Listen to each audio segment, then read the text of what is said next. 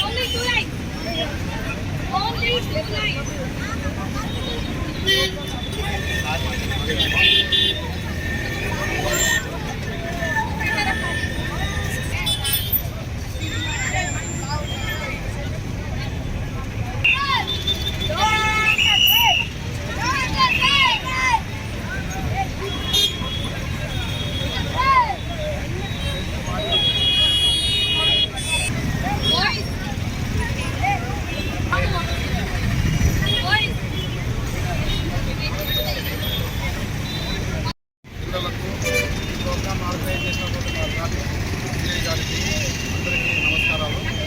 ముఖ్యంగా రోడ్డు భద్రతా